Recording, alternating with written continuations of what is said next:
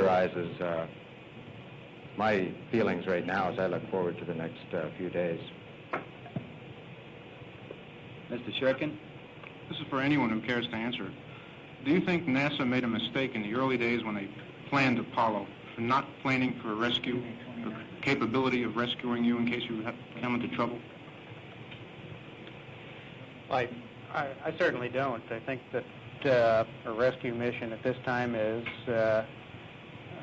beyond our state of ability, certainly beyond our financial ability to fund, and I think the approach that was taken, namely building the safety into the spacecraft, is the proper one for this stage of spacecraft development. Mr. Cronkite? Neil, we heard earlier after the flight of Apollo 10 that unless you found the answer to the wild gyrations and the firing of the ascent stage, the LEM during that flight, that you wouldn't go, and yet we haven't heard that you've solved the wild gyration problem. What are you doing about that? I think we understand the nature of the difficulty that came up with the Apollo 10, even though we cannot precisely ascribe the difficulty to a certain failure. And our procedure is one where we have procedurally implemented methods of circumventing the problem, and should it occur, we have procedures that will be able to cancel the kind of problem we might get in. Mr. Rossiter? Mr. Armstrong, you and Colonel Aldrin are going to be on the moon for almost a day. Do you expect to be able to sleep during your rest periods in the lunar module? Well, I don't know about Buzz. I suspect I'll be surprised if I'm able to get sound sleep on the lunar surface. But fortunately, our flight plan doesn't require that. We have adequate rest on both the night before and the night after the one in question, and I think even if my worst suspicions are true, we'll be in fine shape. We have time for one final question. Mr. Clark? You have what amounts to a day off tomorrow. What do three men who are about to go to the moon and make a landing do with a day off? Correct that, Mike? Well, I plan to sleep, lie in the sun, and read the flight plan again.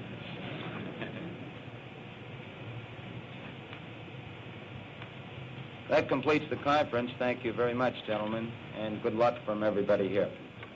Thank you very much. Thank you.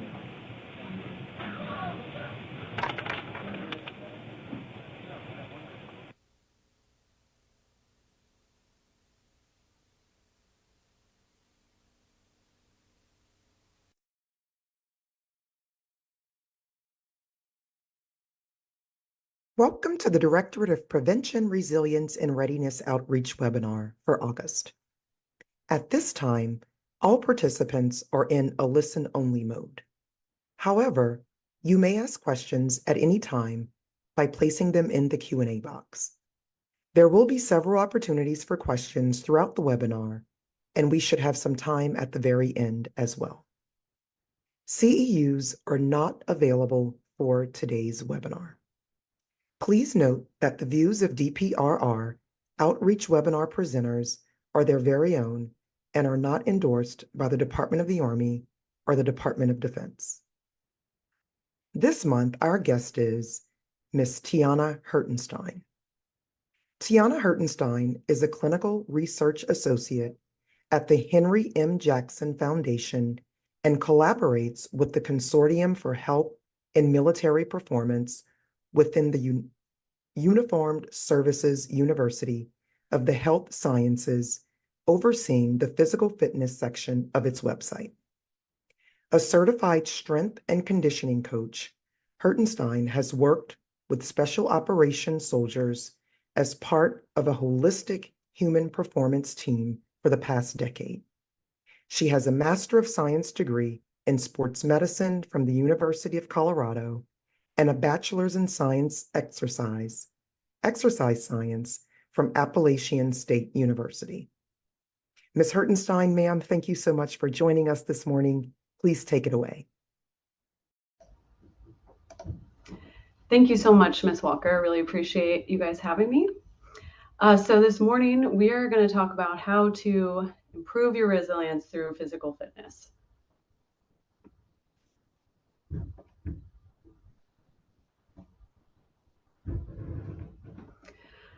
All right, so disclosure. Here it is. Opinions and assertions expressed herein are those of the author and do not reflect the official policy or position of the Uniformed Services University or the Department of Defense.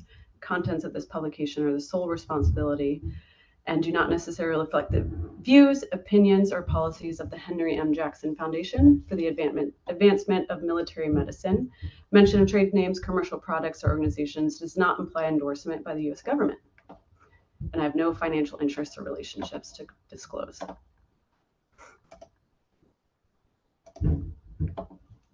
All right, so feel free to use the chat box during